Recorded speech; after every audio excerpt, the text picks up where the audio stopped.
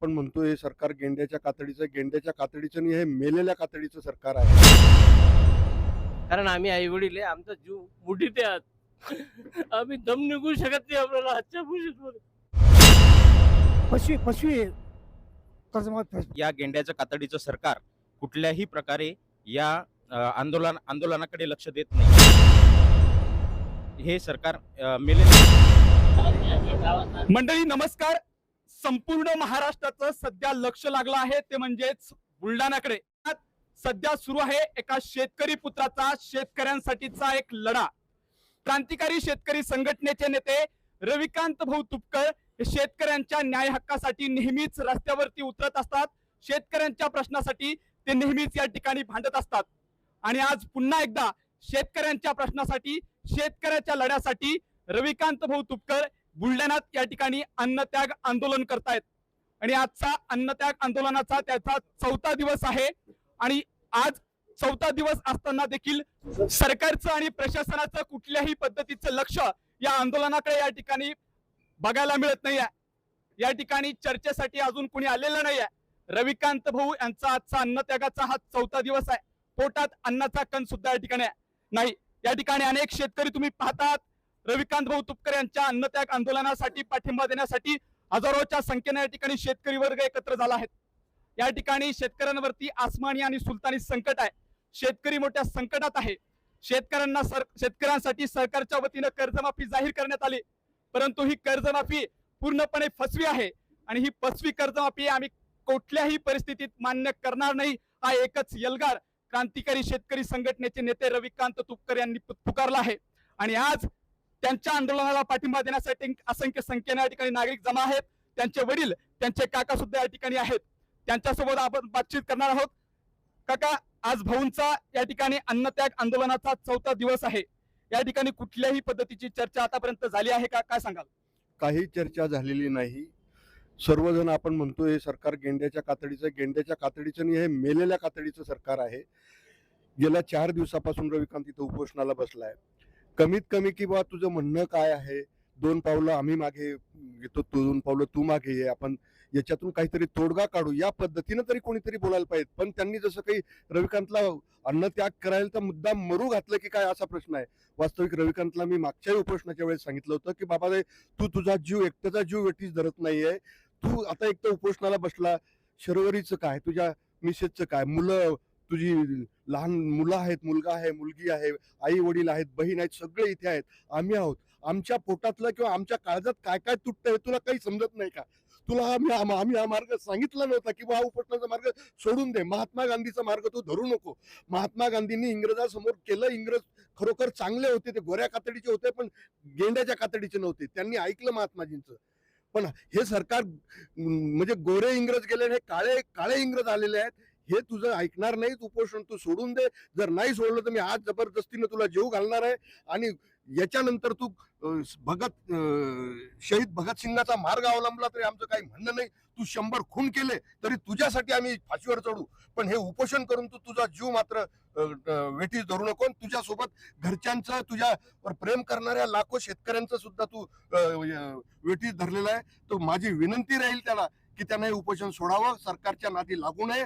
आणि याच्याशिवायचे जे दुसरे मार्ग असतील, कोणतेही मार्ग असतील, अतिरेकी म्हटलं त्यांनी, अर्बन नक्सलाईट म्हटलं, काही म्हटलं तरी चालेल, परंतु हा आपला जीव देण्याचा मार्ग यानं सोडून द्यावा. मार्ग आहे उपोषणाचा. हा मार्ग न अवलंबता शहीद भगतसिंग यांचा मार्ग अवलंबावा अशी मागणी काकांकडनं होती आहे. कारण आपल्या लेकराबाळांचा, आपल्या आई वडिलांचा विचार न करता रविकांत तुपकर हे असंख्य महाराष्ट्रातील शेतकऱ्यांसाठी या ठिकाणी आंदोलन करत आहेत, या ठिकाणी अन्नत्याग आंदोलन करत आहेत. परंतु हे गेंड्याच्या कातड्याचं जे काही सरकार आहे, हे सरकार या आंदोलनाकडे कुठल्याही पद्धतीचं लक्ष द्यायला तयार नाही. इथल्या शेतकऱ्यांना पूर्णपणे फसवलं जात आहे, अशा पद्धतीची भावना या ठिकाणी काकांची येते आहेत. या ठिकाणी रविकांत भाऊ यांचे वडील देखील या ठिकाणी उपस्थित आहेत. त्यांची देखील आपण प्रतिक्रिया घेणार आहोत. काका, आज भाऊंचा अन्नत्याग आंदोलनाचा 4था दिवस आहे. पोटात अक्षरशः अन्नाचा कण देखील नाही आहे. तरी देखील प्रशासन असेल, सरकारच्या वतीनं या ठिकाणी चर्चा करण्यासाठी अजून कोणी आलेलं नाही. कशा पद्धतीची भावना आपली? माझं मत आहे की यांचं कुठेही लक्ष यांच्याकडे नाहीये, शेतकऱ्याकडं. आणि खरी परिस्थिती एवढं जर 4 दिवस होताना यांचं लक्ष नाही म्हणजे शासन काही कामी नाही, हे माझं मत आहे. आणि भाऊनं निर्णय घेतला, जर तो हे नाही झालं तर आम्ही ते करणार आज. कारण आम्ही आई वडील आहे, आमचा जीव मुठीत आहे आज. आम्ही दम निघू शकत नाही आपल्याला आजच्या भूषेतमध्ये. तुम्ही पाहता आहात की अक्षरशः रविकांत भाऊ यांच्यासाठी त्यांच्या डोळ्यात या ठिकाणी अश्रू येत आहेत. एकीकडे संपूर्ण महाराष्ट्रात सध्या एक चर्चा सुरू आहे. ती चर्चा म्हणजेच ऑपरेशन टायगरची.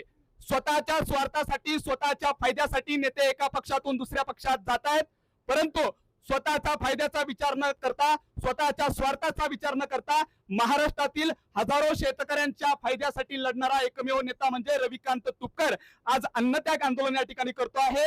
आणि त्यांच्या अन्नत्याग आंदोलनाकडे अशा पद्धतीनं दुर्लक्ष करणं हे कितपत योग्य आहे, हा प्रश्न या ठिकाणी शेतकऱ्यांच्या वतीनं इथल्या सरकारला विचारला जातो आहे. अनेक शेतकरी देखील या ठिकाणी उपस्थित आहेत. शेतकऱ्यांच्या देखील आपण प्रतिक्रिया जाणून घेऊया.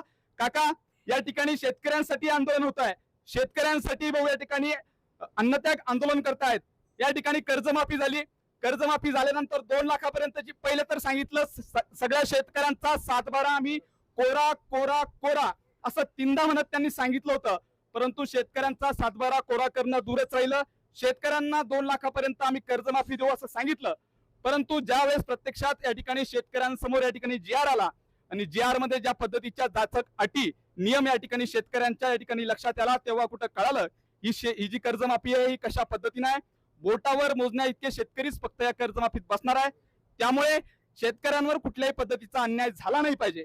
असंख्य शेतकरी आपल्या या कर्जमाफीत बसले पाहिजे, यासाठी रविकांत तुपकर भाऊ जे काय आहे त्या ठिकाणी आंदोलन करतायत.